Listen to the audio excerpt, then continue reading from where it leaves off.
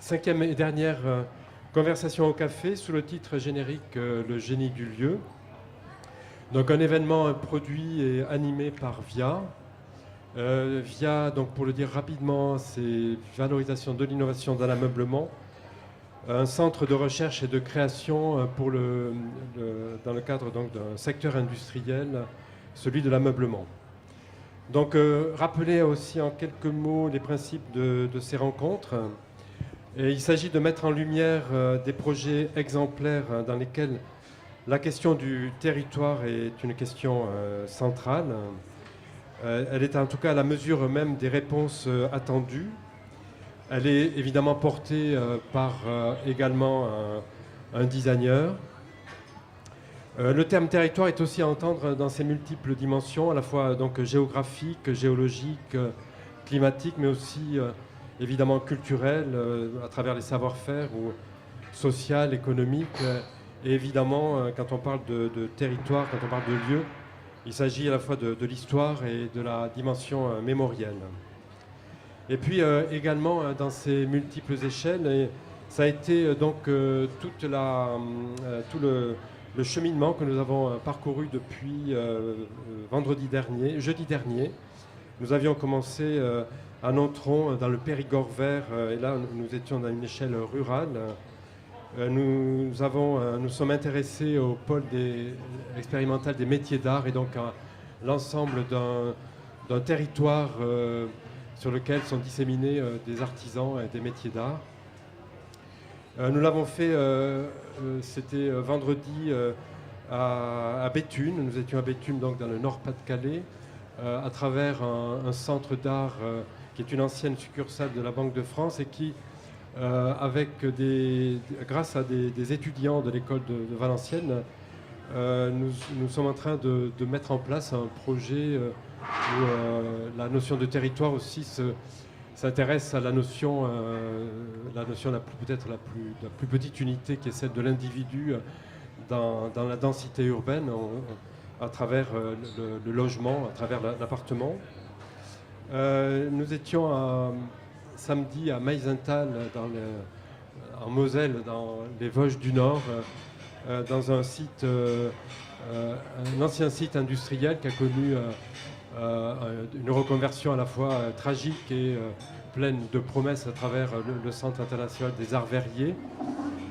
Hier, c'était la région Rhône-Alpes qui était sous les projecteurs à travers l'engagement d'une dizaine d'entreprises de PME sur la question de l'éco-conception. Voilà, et donc ce soir nous sommes à Nantes et nous sommes à l'échelle d'une agglomération importante pour évoquer un projet très singulier qui est issu d'une réflexion sur l'agriculture et l'approvisionnement alimentaire de la ville. Alors ce qui distingue cette rencontre aujourd'hui des autres, c'est que nous ne sommes pas forcément dans un projet concret. Nous sommes dans pour le dire là aussi rapidement, une réflexion spéculative, une hypothèse sur le devenir d'une métropole confrontée à la question de l'alimentation. Nous sommes peut-être dans une forme de prospective, mais qui met en avant plutôt le souhaitable que le probable, c'est-à-dire qu'on est réellement dans un désir d'agir sur le destin d'une ville. Donc ce n'est pas non plus une utopie, puisque là nous sommes dans un lieu totalement identifié et dans le temps présent, donc dans un contexte réel. Donc cette hypothèse, elle est portée, a été énoncée et construite par l'agence Faltasi, qui est une agence de design basée à Nantes. Et donc nous accueillons les membres fondateurs et dirigeants, Laurent Lebeau et Victor Massif. Nous leur avons attribué cette année une carte blanche sur un projet de cuisine qui traitait notamment de la question du compactage et du recyclage des déchets liés à l'activité culinaire. Donc on est toujours dans la question de l'alimentation. Et puis pour nous aider à mettre en résonance cette proposition avec les grandes propositions mutations urbaines en cours, nous avons souhaité la présence de Philippe Madec.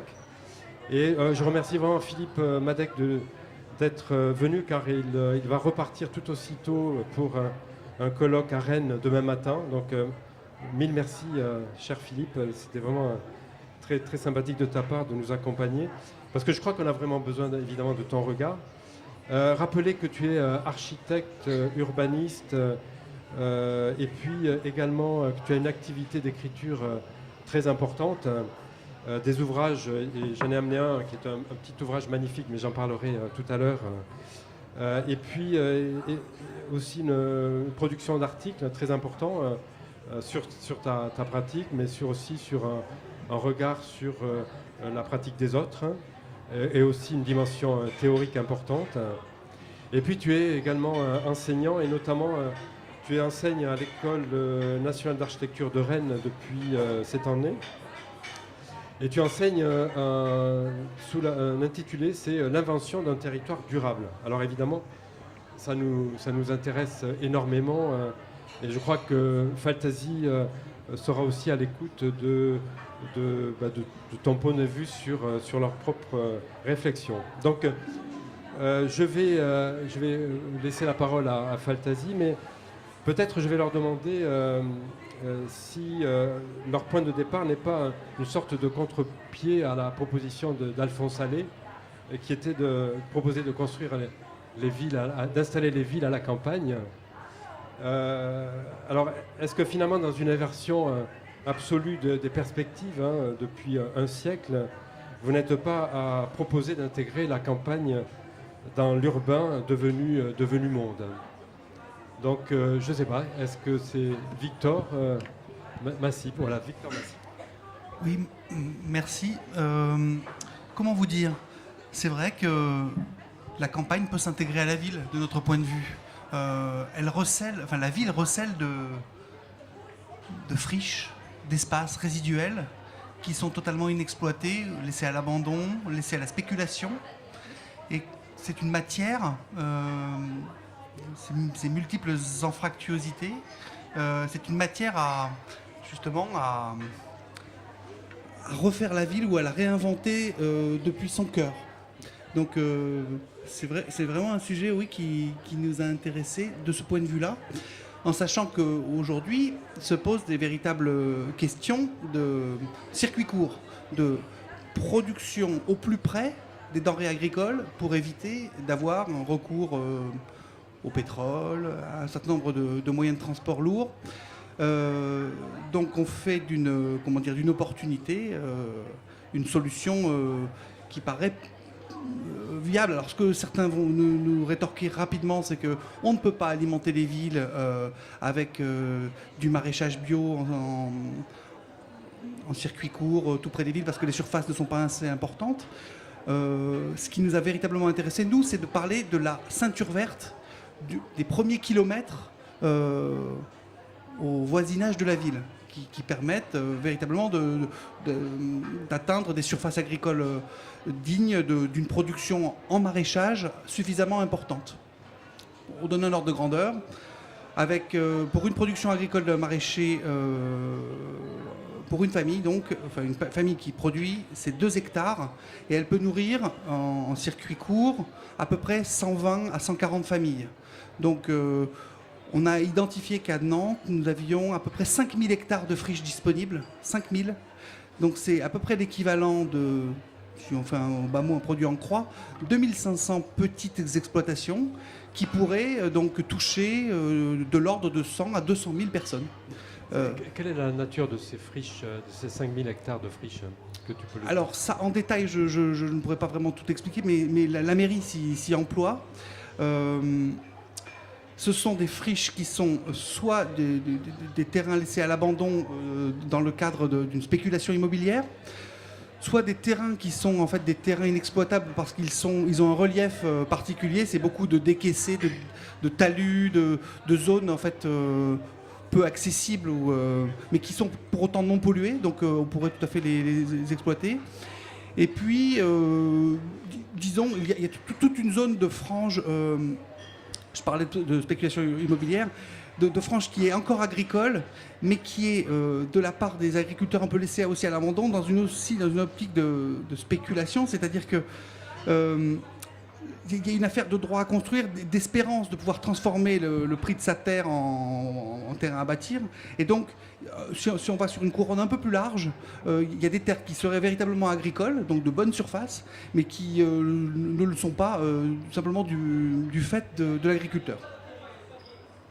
Voilà, donc il y a un véritable potentiel. Mais à partir de là, on n'invente pas les circuits courts, ils existent, enfin, ils sont peut-être encore sporadiques, enfin, c'est toute petite, en part de marché ou en part de... C'est tout à fait faible. Aujourd'hui, c'est de l'ordre de 0,5% de la production agricole qui s'écoule comme ça. Il faut savoir qu'au Japon, par exemple, les Teikei, c'est le modèle de circuit court atteint déjà un quart des ménages.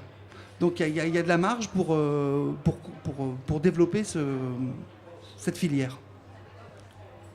Tu as quelque chose à dire ? Non, juste pour préciser sur ces chiffres, c'est vrai qu'en France, il y a à peu près 26 millions de foyers. Et donc aujourd'hui, ça touche uniquement les circuits courts, 150 000 foyers. Donc il y a énormément de travail encore à faire. Alors quelle est votre proposition ? Alors notre proposition, on peut peut-être les voir sur les défilants. On va voir l'image suivante. On a donc encore, juste au niveau des... Non, c'était plutôt les pétales. Voilà. Donc là, on a la Loire-Atlantique. Et on imagine donc, sur la Loire-Atlantique, de reconcentrer les zones agricoles, enfin de reconcentrer en tout cas les zones de production autour des villes. Donc si on passe l'image suivante, on voit là sur Nantes, il y a forcément des zones agricoles qui sont plus adéquates pour certaines cultures que d'autres.